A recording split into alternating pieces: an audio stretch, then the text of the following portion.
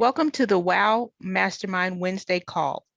We are women of wealth ventures, and on these calls, we conduct master classes where we give you information that you can use to increase your income streams. Let's go ahead and get started. Our agenda for tonight is listed on the screen. We're going to do introductions. We'll talk about who this mastermind is for. We'll go into some coaching tips and tricks. We'll talk about the main topic for tonight, which is our second part, buying a business, a digital business. We'll talk about financing a digital business, and then we'll close with our mastermind details. So how you can become a member of our mastermind for this year. All right, let's jump in. WOW stands for Women of Wealth Ventures. And this is a company that was started by the three of us. And I'll start with my sister. My sister's name is Tamaria Allen. She is in charge of strategy for the company. She is an author and mother of two that is passionate about helping women entrepreneurs succeed in business and in juggling multiple priorities. Tamaria also invests in real estate, and she has a grand vision for helping you get to that next level in your business.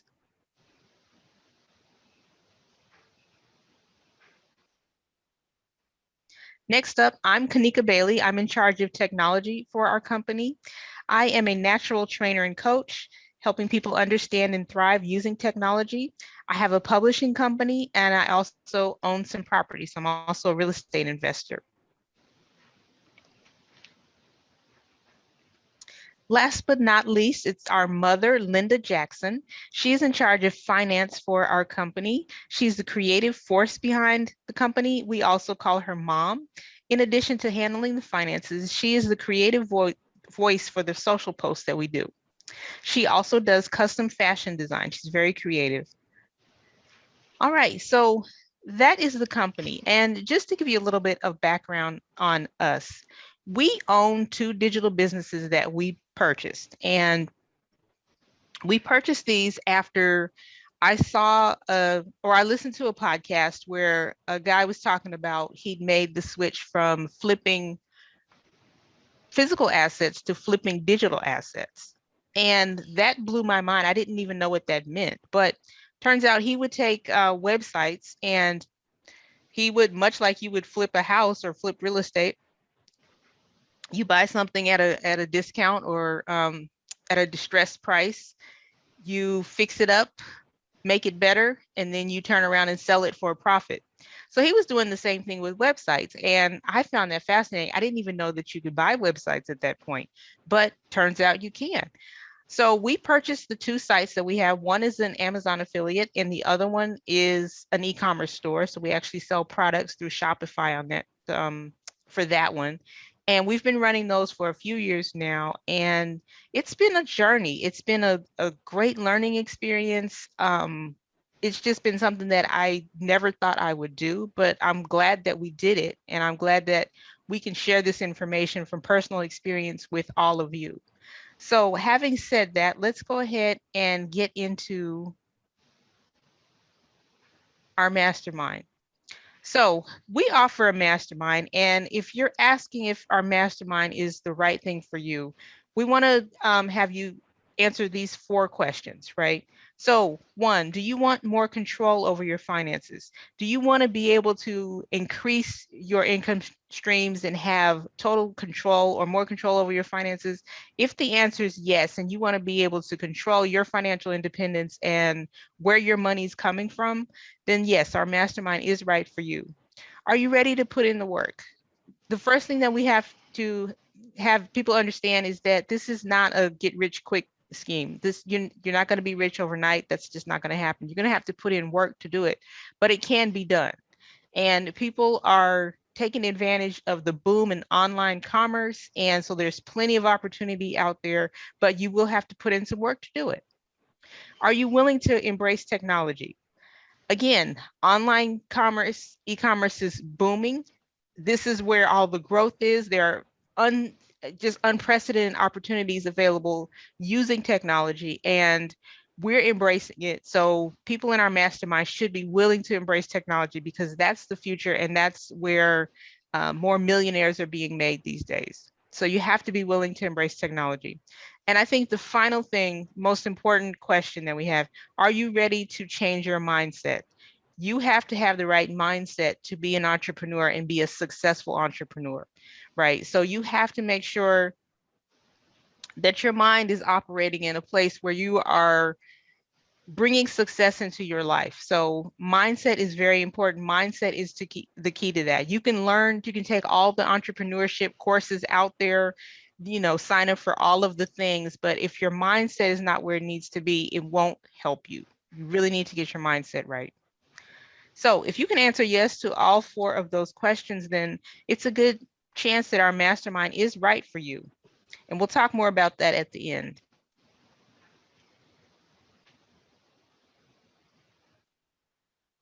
So next we're going to talk about coaching, and my sister Tamaria is going to go through her module on coaching this week. So Tamaria, go ahead. Hello, everybody.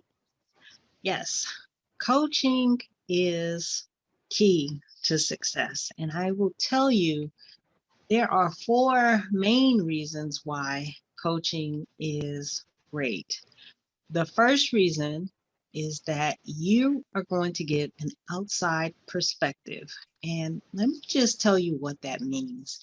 That means that, like, when you are working on things, when you have problems, it could be a business problem, it could be a health problem, it could be a finance problem, but when you're working on something, you are in the problem. And sometimes what you need is someone that's outside of the situation to help to bring light to what you're going through. And it might be someone who has dealt with that situation before, but it doesn't have to be. It could be somebody that's just on the outside that has the wisdom to see what it is that you're struggling with and offer some suggestions to you. Another thing that you want to consider about coaching that is very key is that through a coach, you will have access to brand new ideas. Similarly to having an outside perspective, a coach can give you brand new ideas, things that you can do that you haven't considered. Like, we were working with a coach and she gave us a brilliant idea, and it was like right there, right in front of us, but we were so close and so engulfed in our business and the problem that we were having that we couldn't actually see this solution that she saw. She pointed out and she gave it to us. And that's what a good coach will do, is like, will give you ideas, things that you can do to move you forward. The next thing that I want to talk about is greater accountability. Um, accountability is key. Accountability is key because we can all be self-motivated, right? But when you have someone accountable to you, then you are going to work harder. You're going to dig deeper and you're going to strive more because you have somebody that is going to ask you, hey, did you do what you were supposed to do last week? Did you make those phone calls? Did you write that proposal? Did you um, put your Facebook group together? Did you do what you were supposed to do? Um, accountability works in every area in your life. It really helps you to get to the next level and to put a fire underneath you to achieve more faster. So everybody needs that accountability. And the fourth thing is to have a greater level of focus. Now, let me tell you this. A great coach is going to help you to stay focused on what it is that you need to be focused on so that you can get the results. All of these things that I've listed are to help you to get results. And that's what it's all about, is getting results, getting to the next level. Now, I don't know what kind of results that you're looking for. It might be more money, might be more knowledge, more insight, more, you might want to lose weight. You might want to learn to play the piano. I mean, this is for growing your business. So I'm assuming that you want to make more money, you want to have more clients, you want to have more success, but having a focus is also very key, also very paramount, because what happens is that sometimes when you start on your journey, you will have things that will come along, and you'll get like the what is it called, the shiny coin syndrome, or the shiny object syndrome, where you are working hard in your business, and then all of a sudden you have this idea, or you see somebody else doing this, and then you run off and you do that, and you totally abandon what it is that you're working on. So here it is, you're going in one direction, and then you're off on another path, and then so now you're going in that direction, and then you get off on another path. And what a great coach will do will say, hey, stay focused. We got to get to where we need to be, and this is what we need to do. So coaching is great. I just finished watching the 2020 Olympics, and I know I'm a little late because they were on like 2 weeks ago, but I recorded it and I watched it, and all of those athletes, regardless of what medal they got, or if they even got a medal, everybody had a coach. Everybody needs a coach. You need a coach in your life to help you to get the results that you're after, to help you to grow faster, to go, to move, to achieve, to conquer, to do whatever it is that you're trying to do. So hopefully that was helpful for you, and you'll discover what it is that you want to improve in your life, and you will hire a coach. And we are coaches, and we will help you. We have helped other people, um, and we want to coach you. I mean, that's what one of the things that we're very skilled at doing. And I will turn it back over to you, Kanika. All right, thank you, Tamaria.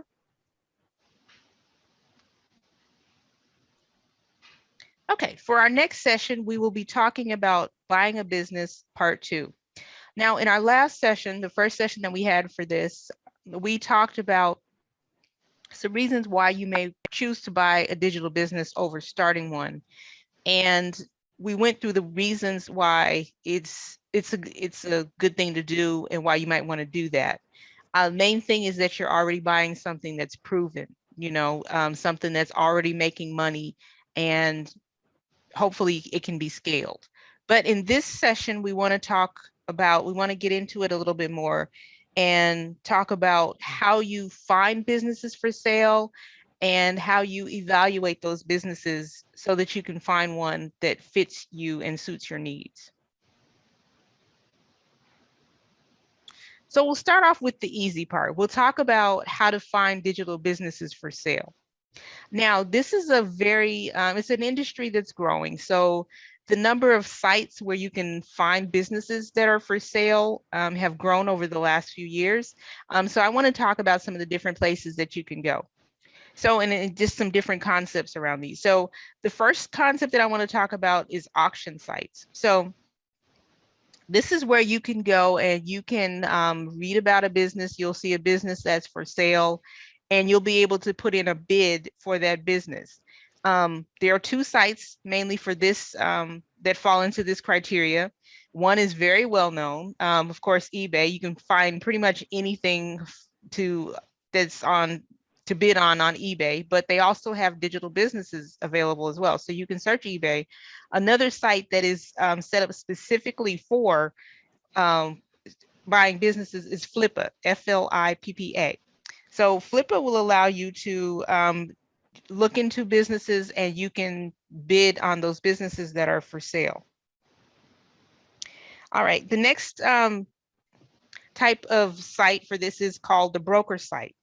Now, buying an online business through a broker is a much more personal experience. So buying a site through a broker, they're going to do some more hand holding, and depending on which broker you go through, The level of what they do will be different. So for example, we purchased our websites through Empire Flippers. Now, Empire Flippers is becoming one of the gold standards for business brokers. And that's all they do, is that they buy and sell websites, right? And purchasing through them was great because they handled everything. So the migration, and you don't realize how much is involved when buying some of these businesses, but a broker like Empire Flippers will handle all of that. So they'll let you know what you need to do, like you need to establish merchant accounts and things like that. So they'll basically walk you through what you need to do. On the flip side of that, they've also vetted the businesses that they list on their site. Whereas Flippa is kind of a wild, wild west kind of thing where, there's not really any criteria for being able to list your site on Flippa. Empire Flippers has to approve of your business being for sale. So they don't just take anybody, and they vet the businesses. Now, that's not to say that you should not do your own due diligence, and we'll talk about that in a minute. But Empire Flippers does a lot of the upfront work for you. So if if you're buying a site from them, you'll know it's a legit site, right? Other examples of brokers are Digital Exits and FE International. So, and the sites that you can purchase on these broker sites range from probably, I don't think I've seen anything on Empire Flippers less than 5 figures, from 5 figures on up. So they have multi-million-dollar sites there, and they also have some 5-figure sites on there as well. So everything in between. So you can find some sites out there on using those sites. Another example of a place where you can purchase sites is on a marketplace. So a marketplace is more so connecting buyers and sellers. They're not going to do as much of the vetting as the broker will do, but you can also find good sites there. One of the main sites that is good for that is Exchange Marketplace, which is owned by Shopify. So if you are looking to get into e-commerce and you want an online Shopify store, that's the first place I would start. There's another site out there that's relatively new called Investors Club, and they are also a marketplace where they connect buyers and sellers.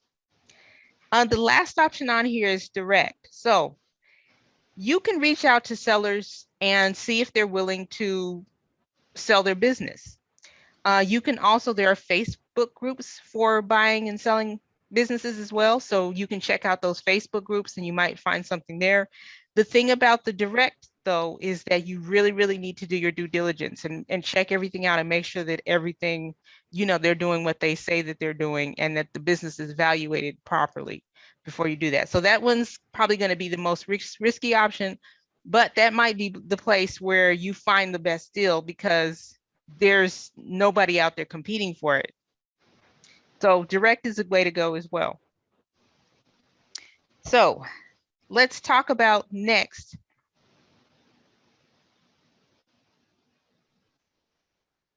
creating your buying criteria. So I recommend that you look at all of those sites that I mentioned, that you look at a lot of sites for sale before you actually purchase something.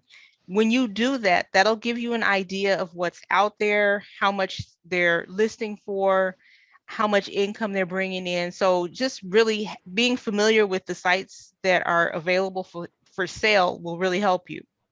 So that'll help you create your buying criteria. And what do we mean by buying criteria? So you want to really figure out what you want in terms of a business. So you may limit your business to certain types of products, and this may be where your expertise comes in. So if you, for instance, are really into beauty products, you're really into makeup or something like that, and you're looking for, say, a drop shipper of makeup, then you want to make sure that you're limiting to your type of product. That's the same thing with the specific niche or industry. So if you are really well versed in an industry or in a niche, that might be your criteria as well. Sometimes you want to look at the size of the business and make sure that you may only be comfortable acquiring a smaller business that you can run yourself, as opposed to a business that may require you to have employees.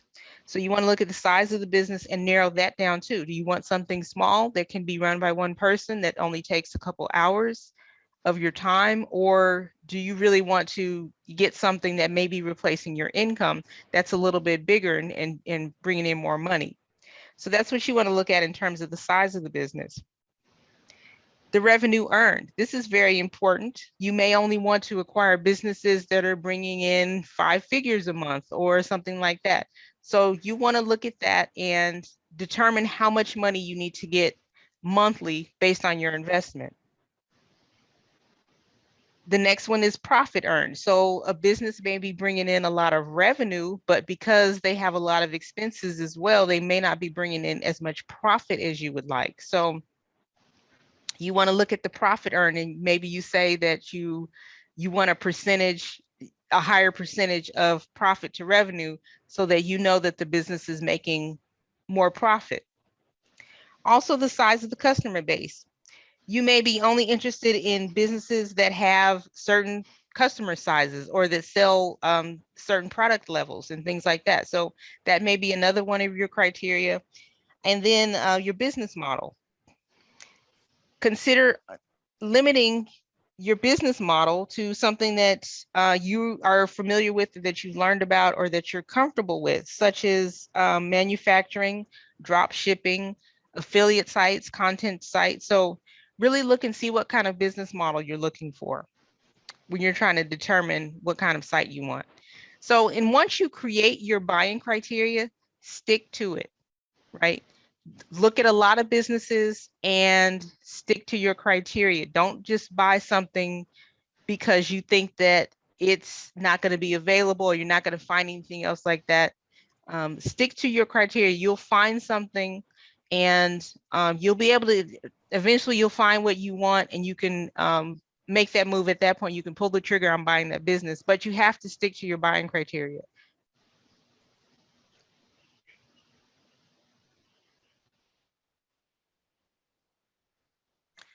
All right, next, we talk about evaluating digital businesses. So again, going back to my last point, make sure it meets your criteria. If you have must have some deal breakers, make sure that the business that you're evaluating meets that criteria. Once you do that, you also want to analyze the site. So you want to look at the site traffic and the backlink profile. So you want to dig in. There are tools to help you find this information. So there are a lot of tools out there that will help you analyze the site traffic, see where the traffic's coming from, and evaluate it over a period of time so that you can see exactly where the site gets its traffic from, how many people are visiting the site, how many backlinks it has, all of that things, all those things. There are tools out there where it will show you how to do that. Also look into who the owner is. You can do a who is lookup and find the owner of the domain, and you can go in and kind of Google them and just kind of look into the background, see what you can find. It's a lot of stuff on the internet, so you can look into things this way and find out more about the business. As you're doing that, check the history of the site. When was it started? When was it founded? Was it sold before? You can probably, depending on what you find, you can kind of determine whether it's something that was started by the current owner or if they purchased it from somewhere else. Check for legal action against the site. So see if, there's any dirty laundry in the back, where they've been potentially sued or anything like that. So you want to check that. And there are plenty of sites out there where you can find out legal information. When things are filed in court, that's usually public information. So you can check out the legal action against the site. Also look at the numbers. So it's very important. So look at the revenue and profit, how the site is monetized. This is also where you might come in and determine that there are some opportunities for the site to increase its income by monetizing another way. So you want to look at those numbers, look at them, from all the angles you can. Look at the numbers and see since the site was created and it started making money, look at those numbers. If there are some significant drops or significant gains, you want to look and figure out why that is, because that is very telling. You For instance, if there's been a spike in revenue for the site, what did they do differently? Or was it just something that just maybe happened? Maybe it was external forces that allowed the site to make more money. But you want to look into that and ask those questions. If you're working with a broker or a marketplace, you can pose these questions and they will ask the seller those questions so you can find that out. You also want to look at the expenses. So you want to look at the monthly, yearly expenses, the one time, the recurring expenses. So you want to really look at what the costs are to run the business. And again, these costs will be taken away from your revenue. So you really want to understand those. Again, if there were spikes in the expenses, you want to find out why. If the expenses drop down for some reason, also you want to find out why there too.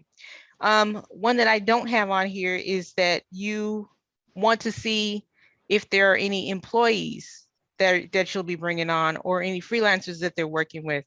Are those people going to be willing to work with you as the new owner? This is a question that you can pose to the seller. So make sure if there's freelancers that are doing work, you find out kind of what they're doing, how much they're paid, if they're willing to move on with the business or what. Because if they're not, and that was a critical part of running the business, you'll need to find somebody else to do that or do that yourself. So you want to look at that as well. So those are some of the things that you look at when you're evaluating a digital business. Take your time doing doing your due diligence. And, if you see that maybe there are some things, some red flags that you're unsure about, check it out. And, you may determine that this is not the site for you, and you want to get past the excitement of buying something and just really make sure that it's going to be a good fit for you before you buy it. All right. So, and once you do that, we'll talk about next week what you do once you have the business, and we'll also go into what kind of entrepreneur should buy businesses. So it's a certain kind of entrepreneur that is a little bit more well suited to buying a business, and we'll talk about that next week. But these are the things that you want to look at when you're thinking about buying a business, and we hope that this has been helpful for you. Okay, next, my mom, Linda Jackson, is going to talk about financing a digital business. Okay, hi there. Um, my I'm talking about financing a personal business or a business if you want to purchase it. Your personal savings don't always cover the purchase of a business, and you might consider options to raise the needed funding. I have a few suggestions. First of all, bank loans, and I'll give you some points on each one. The bank loans can be difficult to acquire. Banks are more favorable to existing businesses versus startups, especially if you have experience in the type of business you are purchasing. Banks want to know all aspects of the business you want to buy, and they also want to know about your personal information, like your credit score, your tax returns, income, and outstanding debt, etc. Then there's secured loans, which require collateral in the form of real estate, equipment, savings, or other assets, which can be business assets or personal assets. Then there's unsecured loans, and these loans don't require collateral but can be tougher to qualify for and may carry higher interest rates. This type of loan is less risky for the borrower. Up next, we have SBA loans. These are Small Business Administration loans, which offer loans at lower interest rates with long repayment periods. These loans are easier to qualify for than the bank loans. The SBA does not make the loan, but they do guarantee it. And the loans come from lenders like banks or credit unions. SBA loans require specific criteria that borrowers must meet in order to qualify. Personal loans are an option if the borrower has excellent personal credit and a strong income. Crowdfunding is new. It allows you to fund your small business through a variety of people who have an interest in your company. It's like a GoFundMe account but it's for business, except you either repay the loan or provide some sort of incentive to those who invest in your campaign.